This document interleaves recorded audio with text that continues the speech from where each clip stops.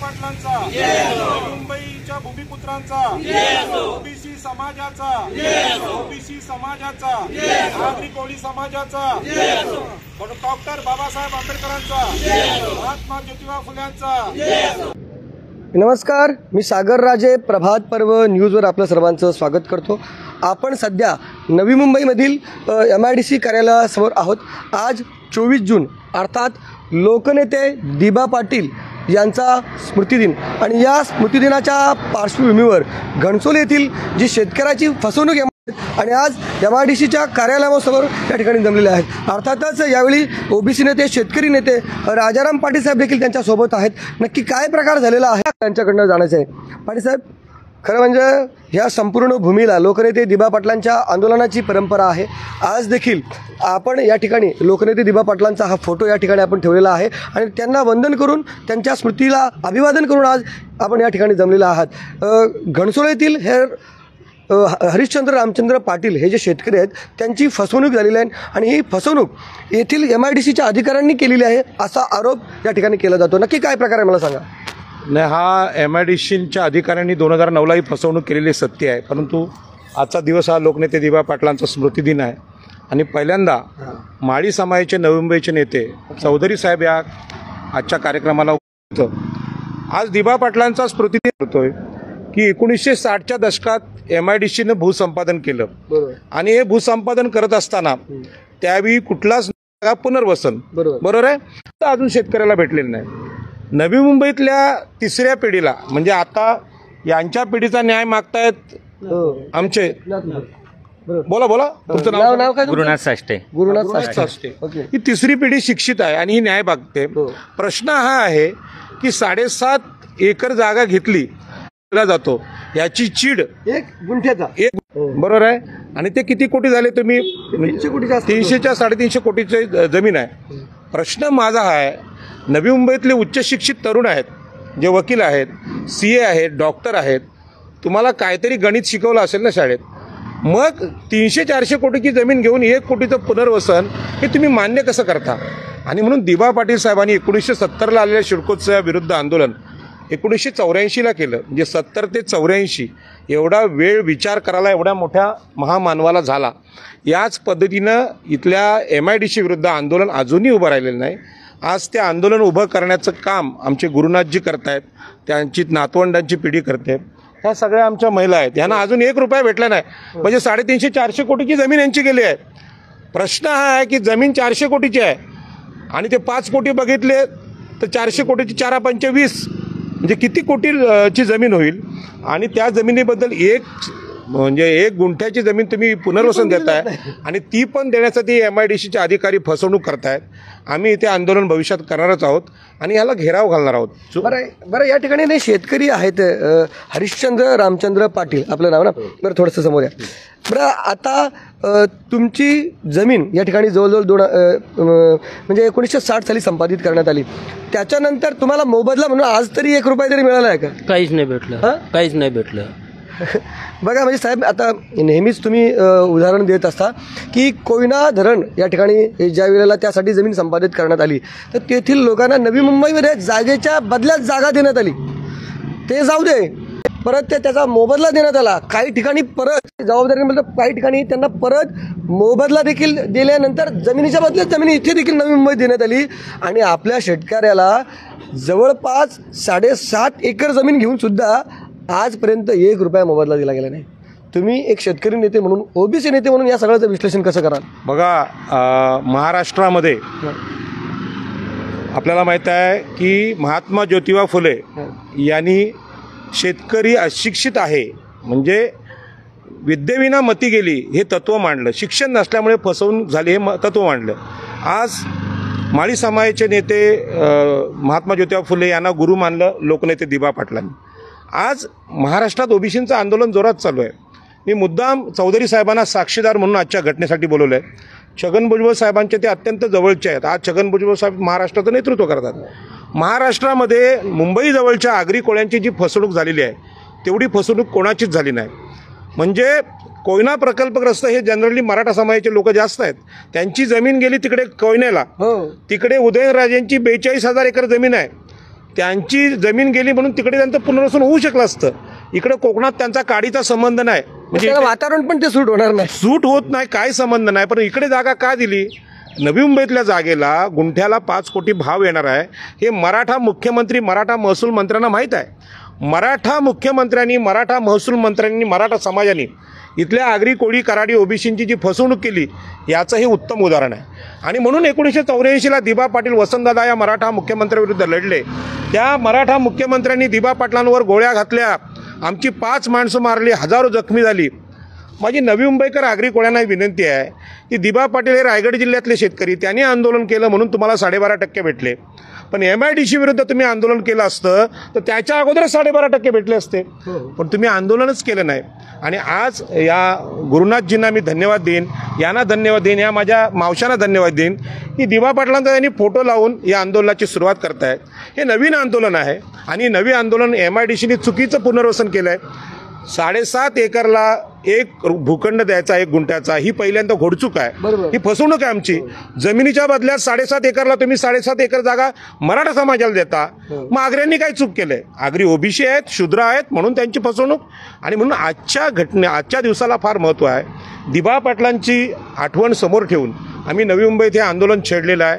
लोक कमी आहेत पण हे सत्य आहे की हे व्हिडिओ जो बघेल MIDC ज्यांची जमीन केलेली आहे त्याला मला हे सांगायचं आहे, अनेक लोकांची फसवणूक 7.5 एकर जमीनच्या बद्दल 1 गुंठा घेणं हा मूर्खपणा आहे. कारण दुसरीकडे मराठा समाजाला एवढी जमीन दिलेली आहे. मग हे आंदोलन आपण उभं केलं पाहिजे. त्याच्यानंतर फसवणूक अशी आहे, आम्हाला त्यावेळी सांगितलं की तुम्ही MIDCला जागा द्या, कारखाने येतील, तुम्हाला नोकऱ्या जातील. आता कारखाने बंद पडले, कारखाने बंद पडले नाहीत, कारखाने बंद पाडले का? जमिनीला भाव जास्त आला, मग इथला कारखानाकडून दुसरीकडे न्यायचा. आज इथे रिलायन्सने मोठे मोठे टॉवर बनले, समोर तुम्ही टॉवर बघताय बिल्डरांचे. हे टॉवर म्हणजे जमिनीच्या वापरामध्ये फेरबदल करताना जी फसवणूक इथल्या भूमिपुत्रांची झाले ते प्लॉट खरं म्हणजे परत केले पाहिजे शेतकऱ्यांना. म्हणजे या ठिकाणी असं झालं की सुरुवातीला उद्योगांना म्हणून जागा संपादित करण्यात आली, त्याच्यानंतर ते उद्योग आता बिनकामाचे झालेले आहेत, ते डबघाईला आलेले आहेत, ते चालत नाही असं दाखवण्यात आलं कागदोपत्री. आणि प्रत्यक्षात नंतर मग त्या उद्योगांना इथनं हटवण्यात आलं आणि तिथे आता रेसिडेन्शियल म्हणजे मजबूत भावाच्या जमिनी त्या ठिकाणी त्या बिल्डरांना देण्यात आल्या. खरं म्हणजे इथे शेतकऱ्यांना अन्याय कसा झाला तुमचा? बघा, आज जरांगे पाटील आंदोलन करतात, आम्ही गरीब झालो. ते मूर्खपणा करतात, फसवतात महाराष्ट्राला. अरे गरीब नाही, आम्हाला भिकेला लावलेत तुम्ही, तुमच्या सगळ्या मराठा मुख्यमंत्र्यांनी महसूल मंत्र्यांनी. आणि वरती आता सगळं तुम्ही घालवलं आणि आमच्यावर ब्लेम करताय, तुम्ही आमचं आरक्षण काढलं. आता आमच्या हाके पाटलांनी आंदोलन केलं, आमचे ससाणेने आंदोलन केलं आणि ह्या आंदोलनाची सगळी पार्श्वभूमी समोर आणली. ढोंग आहे, जी लुटमार झालेली आहे. MIDCच्या कार्यालयाला विचारा इथल्या आगरी कोळ्यांची कशी फसवणूक झाली. या सगळ्या अधिकाऱ्यांवर गुन्हे दाखल करण्यात आले पाहिजे. अधिकाऱ्यांवर गुन्हे दाखल करायचे, पण मराठा मुख्यमंत्री, मराठा गृहमंत्री, मराठा महसूल मंत्री यांच्यावर पण गुन्हे दाखल झाले पाहिजेत. कारण या समाजानं इथल्या ओबीसींची फसवणूक केलेली आहे, यासाठी आंदोलन आहे. तुम्हाला आठवण करून सांगेन, 2005-06 सेससाठी आमच्या जमिनी घेतल्या उरणमधल्या लोकांच्या, पेणमधल्या लोकांच्या.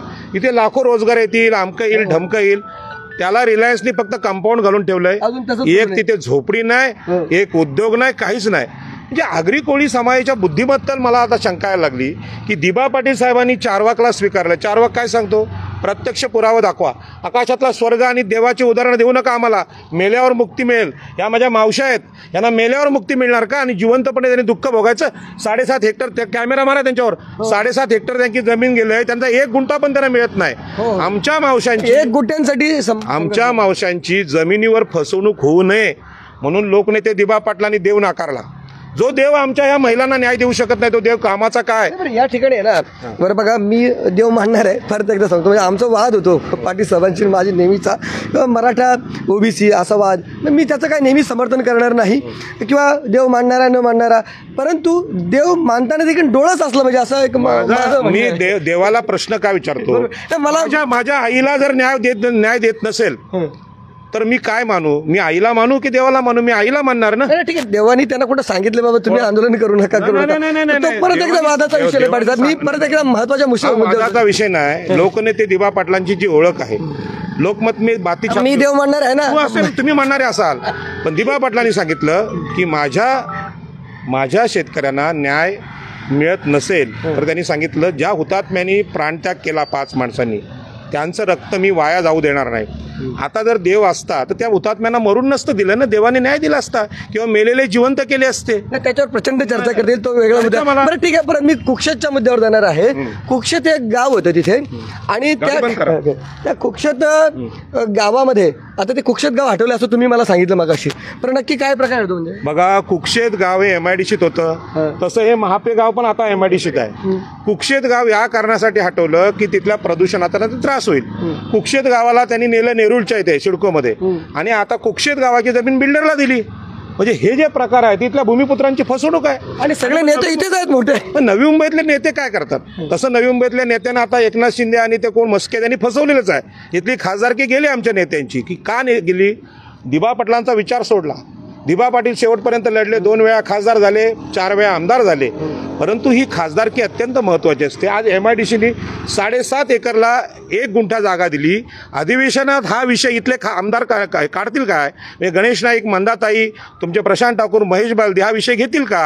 ही फसवणूक नाही का आमच्या लोकांची? म्हणजे तुम्ही तर व्यापारी आहात. म्हणजे प्रशांत ठाकूरांचे वडील 10,000 कोटीचे मालक आज मोठे उद्योजक आहेत. महेश बालदी व्यापारी आहेत, त्यांना तर कळते ना 7.5 एकरला 1 गुंठा जागा पुनर्वसन असतं का? आणि तिथे खारघरला मराठा शेतकरी आहेत, त्यांना जागेबदल्यात जागा दिली तुम्ही. आम्ही लोक काय मूर्ख आहोत का? आम्हाला गणित नाही येत नाही का? प्रश्न हा आहे लोकप्रतिनिधींसाठी. हा जो विषय आहे त्या अधिवेशनात आला पाहिजे, नाहीतर या या निवडणुकीमध्ये या आमदारांना पाडा, नवीन आमदार द्या, तरुणांनी आमदारकी लढवा. या ठिकाणी गुरुनाथ साठे जरा प्लीज इकडे येणं जवळ आहे, साहेबांच्या जवळ आहे. बरं, खरं म्हणजे एक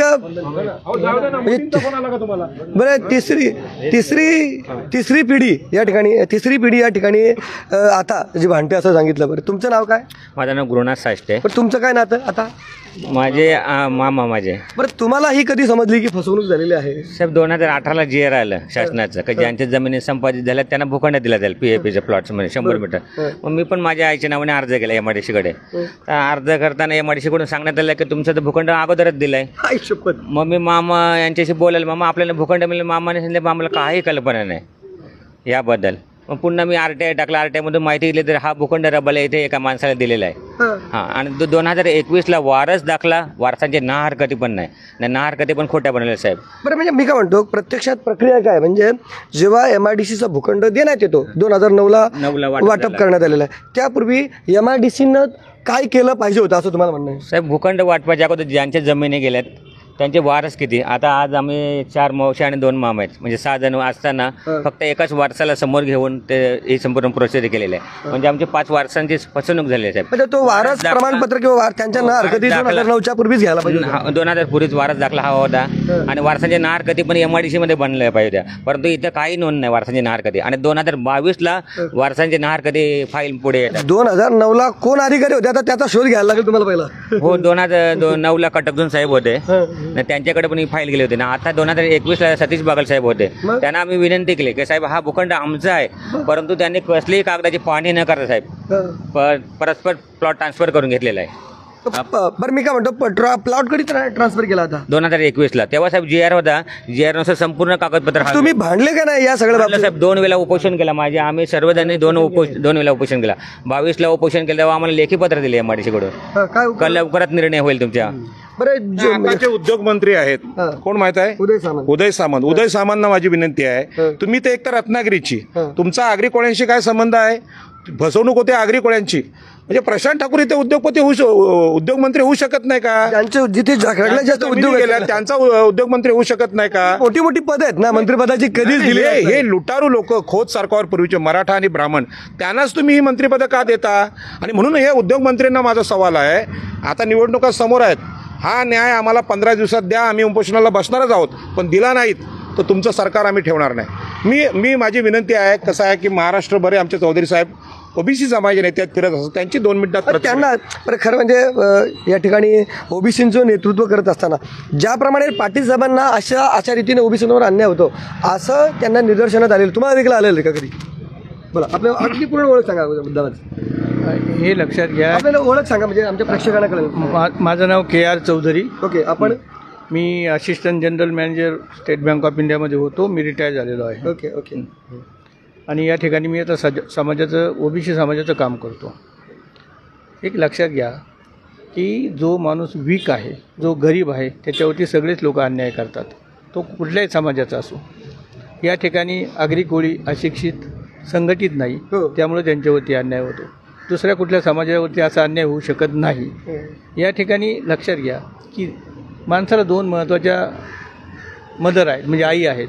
एक तर माती आणि दुसरी आपली बायोलॉजिकल मदर, की जिने आपल्याला जन्म दिला.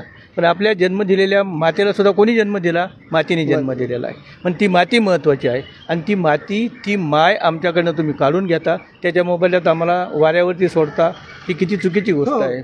काय दुसरी गोष्ट की समाज अशिक्षित आहे, संघटित नाही.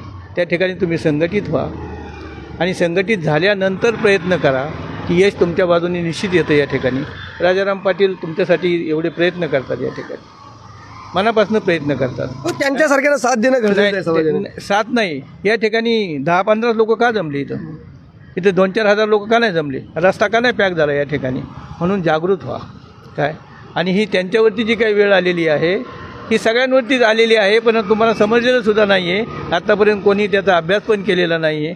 जर 500 पट जर जमिनीचा जर भाव होता असेल 500 पट, आणि तुम्हाला त्याच्या 1/5 जर देत असेल तर ती शोकांतिका 500 कोटी आहे, म्हणजे 1 कोटीची जर तुम्हाला प्रॉपर्टी देतात आणि ती अजून म्हणतात दिलेली नाही. काय मोबदला मिळाला?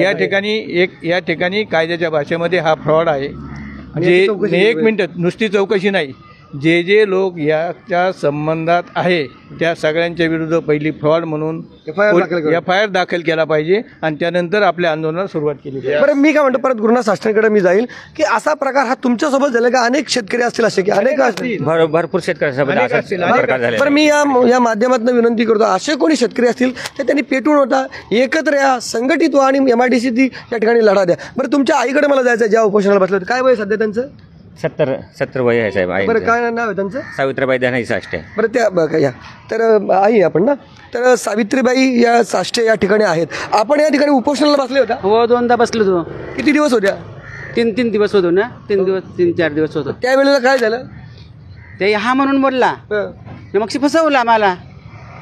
बघा, वयाच्या 70व्या वर्षी देखील त्या ठिकाणी त्यांना आपला मोबदला मिळवण्यासाठी, आपला हक्क मिळवण्यासाठी उपोषणाला बसावं लागतं. ही मोठी शोकांतिका आहे. म्हणजे त्यांना जर मिळाला असता मोबदला, तो कमी आहे, तर मग चला ठीक आहे, त्याच्यावर विचार करता आला असता, परंतु त्यांना मिळालाच नाही. ही सगळ्यात मोठी शोकांतिका आहे. ह्या तुमच्या बहिणी आहेत का? बरं, काय नाव तुमचं?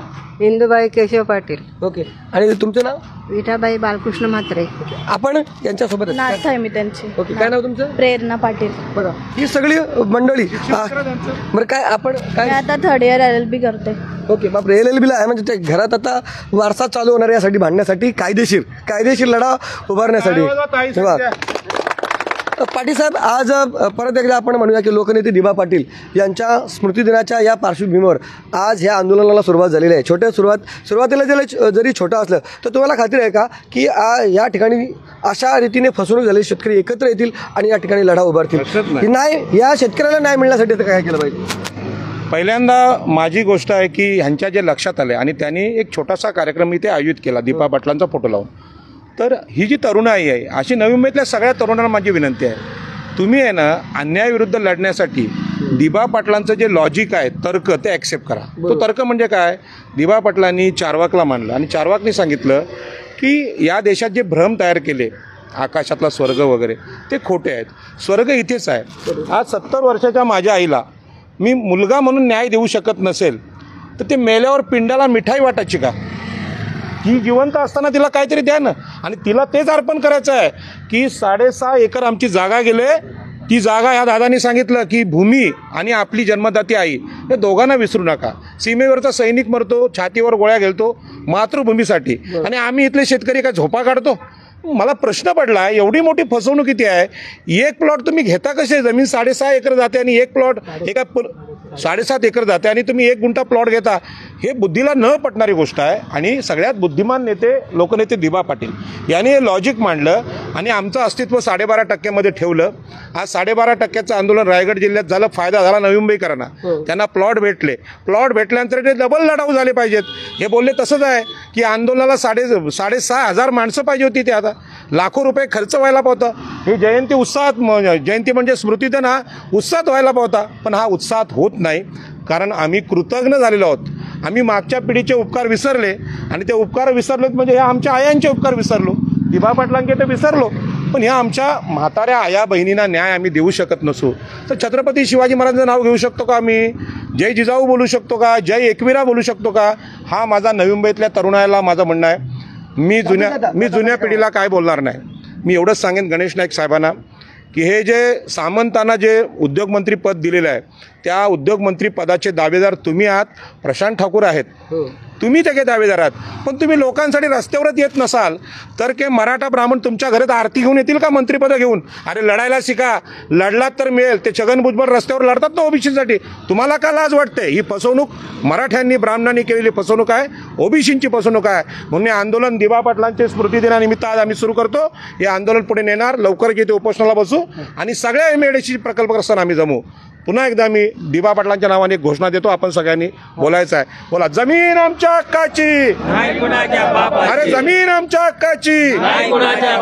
कोण म्हणतो देणार नाही? अरे कोण म्हणतो देणार नाही? डॉक्टर बाबासाहेब आंबेडकरांचा, नारायण नागू पाटलांचा, नवी मुंबईकर प्रकल्पग्रस्तांचा, आगरी कोळी समाजाचा, लोकनेते दिबा पाटलांचा, लोकनेते दिबा पाटलांचा, लोकनेते दिबा पाटलांचा, लोकनेते दत्ता पाटलांचा. धन्यवाद. तर या ठिकाणी हा संपूर्ण प्रकार आपण पाहिलेला आहे. MIDCच्या अधिकाऱ्यांनी ही फसवणूक केली असा आरोप येथील शेतकऱ्यांनी केलेला आहे. अशाच पद्धतीनं जर काही शेतकऱ्यांवर अन्याय झाला असेल तर त्यांनी निश्चितच त्या संपूर्ण साष्टे कुटुंबाशी संपर्क करावा आणि मला वाटतं त्यांनी एकत्रितरित्या आपला लढा या ठिकाणी MIDCच्या विरोधात उभा राहावा. तुम्हाला काय वाटतं त्याबाबतची तुमची? बोला. मी गुरुनाथ साष्टेंना नवी मुंबईच्या आता MIDC प्रकल्पग्रस्तांचे नेते जाहीर करतो की त्यांनी आज जे औचित्य साधलंय, दिबा पाटील साहेबांचा स्मृतिदिन आणि यांना हे साधलंय, चौधरी साहेब याला आलेले आहेत, निश्चितच हे आंदोलन मोठं होईल आणि तुम्ही सर्वस्व पणाला लावा, तुम्हाला काही कमी पडणार नाही. दिबा पाटलांना जे आज वैभव भेटलेलं आहे की दिबा पाटलांचा फोटो आम्ही लावतो, बाकीच्या नेत्याचे फोटो लागत नाहीत आणि म्हणून तुमच्या आईसाठी जन्मभूमीसाठी लढा, या माझ्या शुभेच्छा आहेत. तर तुम्हाला काय वाटतं त्याबाबतची तुमची प्रतिक्रिया देखील अवश्य नोंदवा. व्हिडिओ जर्नलिस्ट यासिन खानचं, सागर राजे, प्रभात पर्व न्यूज करता, नवी मुंबई. धन्यवाद.